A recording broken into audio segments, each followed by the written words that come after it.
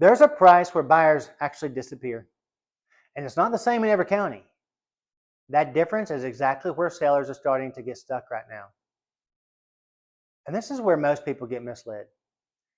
Because when people ask, how is the market? They get one answer. Prices are flat. Inventory is up. Demand is down.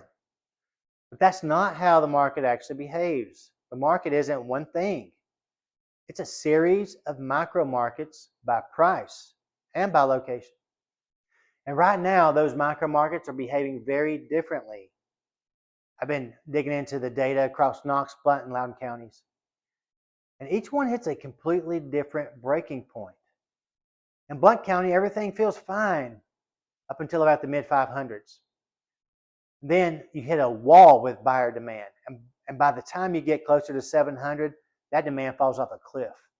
Now, Loudoun actually holds a little bit longer. You don't feel it as early, but once you get into the 600s, you start to feel resistance. And by the mid-700s, the floor drops out. No more buyers. Now, Knox County is different. Knox pushes higher. You can move into the 700s and it still holds. There's a slowdown, but then it totally rebounds.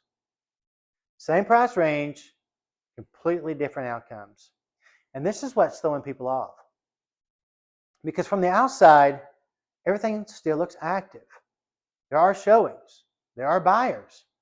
But underneath that, competition for sellers is building. There are more homes competing for the same buyers. And those buyers, they haven't disappeared. They've just become much more selective, more than ever. So instead of competing against a few homes, you're suddenly competing against everything else available.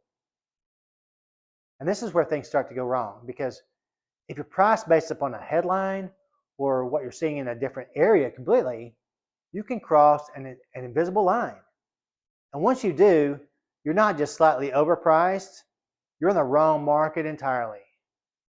And most sellers don't realize it until time has passed and nothing's happening and they just sit on the market. Now, every market has a ceiling, but that ceiling moves based on location and buyer depth.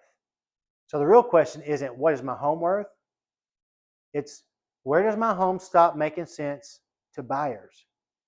Because once you cross that line, you're not just asking for more money, you're stepping into a completely different level of competition.